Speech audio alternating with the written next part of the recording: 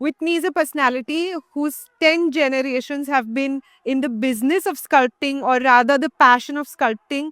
Mr. Pandey here joining us, who has contributed a lot as far as Ayodhya's Ram Mandir is concerned. He has built many sculptures here, but let him talk to us about what work he has done for Ram Mandir and his passion for sculpting deities and the 10 generations who have been contributing to this, sir. इसके बारे में बताएं, राम मंदिर में कितनी मूर्तियां हैं, और उसके बारे में आपको कैसा फील होता है। और आज 1 साल की एनिवर्सरी भी मनाई गई है पीएम मोदी के साथ में, और उसके बारे में। का ऐसा है, ये जो कार्य हमें मिला है और जो हमारे को अनुभूति हुई है, जो मैं बचपन से जो हनुमान जी की सेवा करता था, और ये भगवान की कृपा है जो हमें ये कार्य मिला है ना। और ये कार्य जब मिला और ये जब कार्य हम करते थे तो अनुभूति होती थी कि भगवान की कृपा बरस रही है। तो भगवान से यही मांगते थे कि भगवान हमें सद्बुद्धि देना, हमें ज्ञान देना, हमें शक्ति देना, हमारा विश्वास बढ़ाना और भक्ति में होके हैं, और हमको कलाकार की कलाकारी से है ना, भक्ति में होके, अहंकार नहीं आना चाहिए। तो भक्ति में होके और ये कार्य हम करें जो आपका, तो लोग जितने भी आपके दर्शन करेंगे वो भक्त आएंगे, न कि कोई बिजनेस के लिए आएगा। तो उनका दर्शन करने के बाद उनकी भक्ति बढ़नी चाहिए, क्योंकि वो आस्था से यहाँ आते हैं। कितनी दूर से आते हैं, कैसे आते हैं, कितने, कोई ध्वजा लेके आ रहा है, कोई हजार दो हजार किलोमीटर से पैदल चल के आ रहा है, तो वो अपनी आस्था लेके आता है। और जब यहाँ दर्शन करता है तो उनको साक्षात भगवान के दर्शन, राम जी के दर्शन हो, सीता जी के दर्शन हो, पूरे राम दरबार के दर्शन हो, सप्तऋषि के दर्शन हो, है ना। तो ऐसा सप्तऋषि भी कहीं मंदिर नहीं है, मैंने तो नहीं देखा, और ना हमने एक साथ बनाए। अलग अलग तो बन जाते हैं लेकिन एक साथ नहीं बनाए। ये भी एक यहाँ की विशेषता है। दूसरे सूर्य भगवान है, अहिल्या है, सबरी है ना, अन्नपूर्णा है ना, गणेश जी है, हनुमान जी हैं, और गरुड़ जी हैं, द्वारपाल हैं, फिर बड़े बड़े हनुमान जी है, शेर है, हाथी है ना, ये सब हैं, है ना। तो ऐसे 30 मूर्तियां अपने यहाँ लगी हैं। अब मूर्ति तो नहीं कह सकते, वो तो साक्षात भगवान है। तो ये भगवान अवतरित हुए हैं और सबको ये भगवान आशीर्वाद दे रहे हैं। और जो भी दर्शन करता है, हमको 1 साल में जितने भी लोगों ने दर्शन किए, 1-2 साल में, तो वो यही बोले कि यार धन्य है। हमारे लिए बोलते हैं आपको धन्य है, तो बोला हमारे को धन्य नहीं, हमारे भगवान को धन्य है जो हमको ऐसा बुद्धि दिया, ऐसा कला दी। क्योंकि ये सब भगवान के वहां से बन के आता है इस सृष्टि को चलाने के लिए। अगर ये बिल्डिंग बनाने वाला कलाकार है तो बिल्डिंग बनती है, जूते बनाने वाला कलाकार है तो जूते पहन सकते हैं, कपड़े बनाने वाला या कपड़े सिलने वाला अगर कलाकार है, जिसको दर्जी बोलते हैं, अगर वो नहीं होगा तो कपड़े नहीं पहन सकते। तो ऐसे ही हर एक कार्य के लिए भगवान उस घर में पैदा करता है और वैसे उसकी मेंटलिटी बनाता है। कलाकार की बात कर रहे हैं तो हम आपको और आपकी कला को या आपके आर्ट को उस नज़र से समझना चाहते हैं कि आपका भी कुछ इंस्पिरेशन है, जो आपकी 10 जनरेशंस है वहाँ से तो आपको बहुत कुछ सीखने को मिला ही है, लेकिन आप मॉडर्न आर्ट या यूरोपियन आर्ट का भी कुछ इंस्पिरेशन लेकर आप अभी स्कल्पटिंग करते हैं, तो उसके बारे में बताएं कि आपकी इंस्पिरेशन किस तरह की है, कौन से जॉनर्स या कौन सी जियोग्राफी से आती है। अब और आपके बेटे भी आपके साथ में, तो आई एम श्योर वो भी आपको कुछ इंस्पायर करते होंगे कि इस तरह से इंकॉर्पोरेट करना चाहिए स्कल्पटिंग में। हाँ, मेरा बेटा प्रशांत पांडे है, ये फाइन आर्ट में तो है ही, लेकिन मॉडर्न आर्ट में भी मास्टर ऑफ मास्टर है। मेरे को तो ऐसा लगता है कि मैं तो जो मेरे को भगवान ने दिया, जो कार्य करने के लिए दिया, बस मेरे को भगवान को खुश करने के लिए करना है। कि आपने अगर मेरे को जन्म दिया है और कलाकार बनाने के लिए जन्म दिया है, तो आपको मैं खुश कर सकूं, इतना अच्छा कार्य कर सके। क्योंकि जब हम आपका शास्त्रों में प्रमाण देखते हैं कि आप कितने सुंदर हैं, करुणानिधि हैं, दयावान हैं, कोमल हैं, इतने आकर्षण है आप में अंदर कि दुनिया देखते ही मन मुग्ध हो जाती थी। जब आप प्राकट्य रूप में उस टाइम थे तो आप लोगों की आंखें टकटका रह जाती थी। एक तरह से वो ऐसे अनुभूति करते थे कि ये हमने अभी कभी ऐसा इंसान देखा ही नहीं है। तो ऐसा फिर हमको फीलिंग आती थी अंदर से कि भगवान आप बहुत सुंदर हो, भगवान करुणा निधि हो, भगवान आप में ऐसा अट्रैक्शन है, आपको देखते सब मन मुग्ध हो जाते हैं।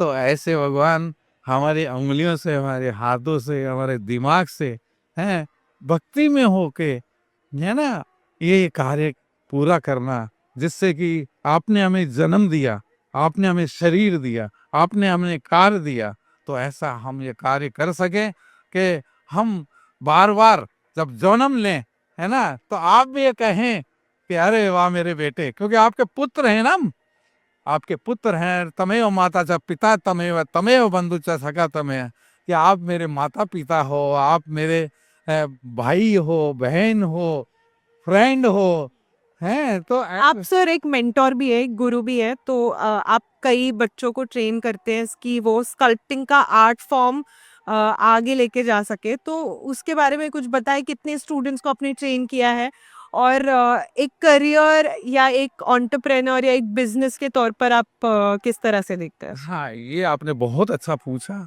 क्योंकि आज ही से किसी ने ये नहीं पूछा। ये आपके लिए भी आपको भगवान ने गॉड गिफ्ट दिया कि आपका दिमाग में ऐसा कुछ दिया कि आप मुझसे ये प्रश्न कर रहे हैं, है ना। तो जो क्वेश्चन किया उसका मैं आंसर देता हूँ कि ये मैं एक छोटा था, जब छोटा था तो मैं गरीबी थी, तो मेरा एक लक्ष्य था कि मुझे कलाकार बनना है। फिर कलाकार बनना है तो मैं 8 तक मैं ऐसे ही पढ़ाई में बहुत कमजोर था, तो सप्लीमेंट्री पास हुआ था, तो मेरे को लिखना भी नहीं आता था, मात्राएं भी नहीं आती थे। मेरा टीचर है, वो मास्टर है, वो मारता था मुझे, तो मैं सोचता था मैं क्यों पढूं।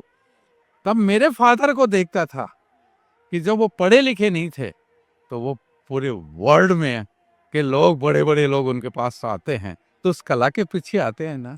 अरे मैं तो 8th पास सप्लीमेंट्री हुआ, है ना, ठीक है। लेकिन मैंने उनसे प्रेरणा ली कि जब आप मेरे फादर हैं, मेरे पिता हैं, तो आप ऐसा बन सकते हो, तो आपका बेटा आपसे अच्छा क्यों नहीं बन सकता।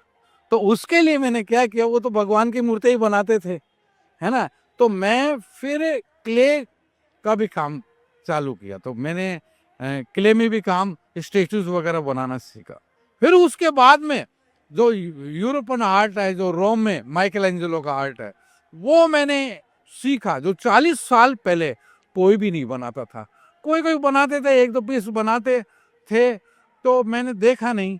लेकिन मैंने यहाँ एक क्रांतिकारी ये कार्य किया, और कम से कम मैंने 20-30 आर्टिस्टों को ये कार्य, यूरोपियन आर्ट का, इंडियन आर्ट का, साउथ इंडियन आर्ट का, नॉर्थ इंडियन आर्ट का, एंड शास्त्र के हिसाब से जैसे कैसे उसको हम साकार रूप में दे सकते हैं। तो वो मेरी शुरू से ऐसा सोच थी कि नहीं, अगर प्राकट्य रूप में भगवान बनाना है तो हमको भक्ति में होके बनाना है। तो मैं रोज पूजा करता था, और उन कलाकारों को भी यही शिक्षा देता था कि तुम भगवान की भक्ति करके सच्चे कलाकार बनो।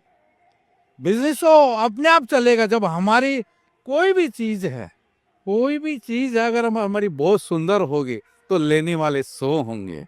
हमको ये नहीं सोचना पड़ेगा हमको बेचना है। तो ये मैं शुरू से सोचा था कि मेरे को कला में इतना आगे बढ़ना है, और इतना सुंदर बनाना है कि लोग मुझे बोले कि मुझे दे दो। तो हमारे स्वामीनारायण वाले आते थे, तो मेरे प्रमुख स्वामी के यहाँ से, तो वहाँ वो आते थे, तो वो जब ऑर्डर देते थे, तो और मैं जैसे गणपति भी बनाता था, और भी बनाता था स्वामीनारायण भगवान के अलावा, तो बोलते थे ये हमें दे दो। तो वो 4 गुना कीमत ज्यादा दे के ले जाते थी। तो मेरा शुरू से ऐसा ही रहा। फिर मैंने जो काम सिखाया तो उनको भी यही बोलता था कि मेरे उस्ताद मेरे फादर हैं, मेरे गुरु मेरे फादर हैं, लेकिन मेरे फादर उस कलाकार का नाम लेके मेरे को काम सिखाते थे कि वो कलाकार तो था ही मालीराम जी उस्ताद, लेकिन कलाकार था, लेकिन वो प्राकट्य रूप में भगवान जैसा कलाकार था। क्योंकि जो कार्य मशीनों से नहीं हो सकता स्पीड से, जो कार्य इतना अच्छा आज के मशीनों से नहीं हो सकता था, वो छेने हथौड़ी से कर देता था, है ना। और तो वो फिर हम पेड़ को बोलते थे कि बेटा वो देखो ऐसा गढ़ाई करते हैं, वो देखो इतना सुंदर बनाते हैं, वो ड्राइंग बनाने के बाद नीचे से चालू कर देते हैं, जबकि सब फेस से चालू करते हैं, लेकिन वो नीचे पैर से चालू करके ऊपर रेडी कर देते थे, ऊपर से रेडी करके नहीं। वो जानवर भी बनाते थे, शिकार भी बनाते थे, वो छोटी छोटी मक्खी भी बना देते थे मार्बल में, और वो छिपकली भी बना देते, मतलब हर पशु पक्षी बना देते थे। वो मेरे लिए भगवान थे, भगवान के रूप में मेरे गुरु थे। तो वो उनकी, जैसे एकलव्य को देख के, है ना, एकलव्य ने देख के अपने गुरु को, है ना, और तीर धनुष चलाना सीखा। ऐसे ही मैंने, वो तो 100-125 साल पहले शरीर छोड़ दिया था, स्वर्गवास हो गया था, लेकिन उनकी बातों को लेके और वो कैसे करते थे वो मुझे समझाते थे। तो आप एक इंस्टीट्यूशन सेटअप करना चाहते हैं, तो ये ड्रीम आपका आप किस तरह से पूरा करना चाहते हैं, मतलब क्या प्लान है उस ये प्लान इस तरह से है कि पहले मैंने, जैसे वो जो बहुत गरीब लड़के थे, है ना, तो वो लड़के बहुत गरीब थे, लेकिन मैं उनको ऐसे कहानियां ऐसे बताता था, मेरा एक्सपीरियंस बताता था, मेरे फादर का एक्सपीरियंस बताता था, मेरे जो महागुरु हैं मालीराम जी उस्ताद, उनका बताता था कि ऐसे अपने को बनना है, जितना बने भगवान की मर्जी है। लेकिन वो लोग भी रात और दिन काम करते थे। तो मैं ये देख लो 25-30 साल 24 घंटे में से 22 घंटे काम करता था, और मैं सोता नहीं था, नींद ही नहीं आती थी। भगवान का ऐसा, हनुमान जी महाराज जी का, गुरु महाराज जी का ऐसी शक्ति थी, थकान नहीं होती थी, है ना। तो ऐसा जोश रहता था कि बस मुझे का लगा, ऐसा ही उनमें जोश पड़ा, तो वो मेरा एक्सपेरिमेंट हो गया। अगर मैंने 20 लड़कों, वैसे तो 200 लड़कों को काम सिखाया, लेकिन सफल तो 10% ही हो पाते हैं ना, तो 20 लड़के ऐसे तैयार हुए, जाबाज आर्टिस्ट हुए, है ना। तो वो मेरा एक्सपेरिमेंट हो गया। अब मैं मेरा पर्सनल कॉलेज डालूंगा, आर्ट्स कॉलेज, ये मेरी एक अभिलाषा है। और 5,000 गरीब लड़कों को 5,000 गरीब लड़कों को मैं आर्टिस्ट बना के जाऊंगा। एक पैशन और inspiration definitely this profession brings in, but also the next generation wants to always know what is the paycheck I will get, how much money will I earn. So you brought up yourself and you trained yourself and learned this art for so many years from a very humble background, और अभी आप जैसे कह रहे हैं कि आप बहुत गरीब थे और फिर आपने धीरे धीरे मेहनत की। तो what was the most expensive project जिसको आपने एग्जीक्यूट किया स्कल्पटिंग में? हाँ, तो ऐसा है, देखो, अब वो जो मेरे जो शिष्य हैं, जो मेरे चेले बोलते हैं, है ना, 200 है ना, तो वो मेरे को सहयोग करेंगे। आज उनको सब कुछ लायक बना दिया और मेरे को गुरु मानते हैं, तो वो भी मेरे लिए जान से रखते हैं। और वो मेरा प्रैक्टिकल एक्सपीरियंस, वो लोग उनके प्रोफेसर बनेंगे, क्योंकि पढ़े लिखे तो नहीं होंगे, लेकिन आज के टाइम पे जितने भी कॉलेजों में आर्टिस्ट हैं, वो आर्टिस्ट के नाम पर आर्टिस्ट नहीं है। ये मैं आपको सच्ची बता रहा हूँ। और जब छोटा था, जब मैं आर्ट्स कॉलेज जाया करता था, हॉबी क्लास में जाया करता था, क्योंकि 10th क्लास से फर्स्ट ईयर चालू होती थी, लेकिन हॉबी क्लास में जाता था, तो वहाँ का प्रोफेसर, ये उससे कंपटीशन मेरा होता था। जब मैं उस टाइम 18 साल का था, तो क्योंकि मेरे फादर तो आर्टिस्ट थे, उनको देखता था, फिर वो मेरे को सिखाते थे, तो वो मैं वहाँ पे करके बताता था, तो वो उनको आश्चर्य होता था कि सर, एज अ स्कल्प्टर, शुरुआत में in the beginning how much can one earn for people who want to get into sculpting? कितना कमा सकते हैं अगर स्कल्पटिंग में चले जाए? मेरे शिष्य ही 1 लाख रुपए महीना कमाते हैं। उनके लिए पैसा कुछ भी नहीं है अब।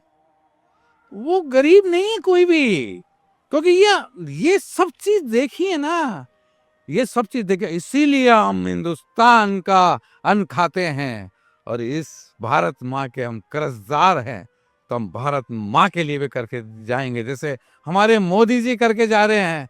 तो मोदी जी जब उधर से कर रहे हैं तो हम भी छोटे मोदी तो बन के दिखाएं, कि हम भी हमारे क्षेत्र के प्रधानमंत्री बन के दिखाएं, और जिससे, क्योंकि उन्होंने भी आज गरीबों के लिए सब कुछ किया है, और जो भी स्कीम लाते हैं वो ऐसे ही स्कीम हमारी 8 लाइन में होगी और पूरे इंडिया में होगी और पूरा वर्ल्ड में होगी, क्योंकि वहां तो पढ़ाई करके, है ना, और फिर उनको वो एक एक चीज सिखाई जाती है। लेकिन हम तो उस बच्चे को, अगर वो 12 साल का रहेगा, जब से उसको ट्रेनिंग देना चालू करेंगे, और जब वो 12th पास कर लेगा, पढ़ाई के साथ जब वो काम होगा, उस टाइम तो वो आर्टिस्ट बन चुका होगा। लेकिन फिर वो आर्ट को डेवलप करने के लिए फिर फर्स्ट ईयर, सेकेंड ईयर और जो फाइनल ईयर करके निकलेगा तो नेशनल अवार्ड डेड होगा। So one last question from your 11th generation, I believe, of the family of sculptors. What is your view? You've studied art, like your father mentioned. How do you want to take sculpting one step ahead of where it is right now? And you studied modern art, etc. So how do you look at this profession? And in India, what could be one factor that inspires or pushes people forward to get into this profession? So, that's a good question. Actually, the thing is, it's very important that how, this government is also taking over with a good spirituality nature, and the people are more getting into spirituality, and they are more on learning. It's the same thing. If they are getting the business and they are getting into sculpting, so that's easy.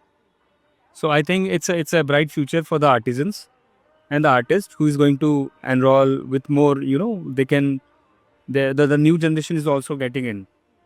Just one final question on the economic impact that sculpting can have, if we look at this as a thriving sector or an industry. It would be challenging though, that question, but I think it's gradually is going good.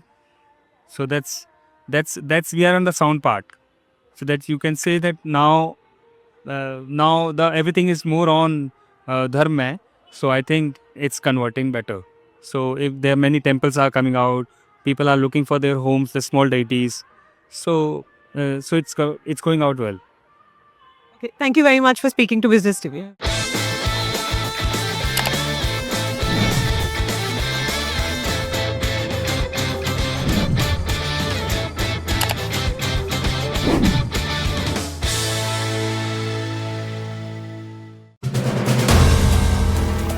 If you like the video, do like, comment, share and subscribe.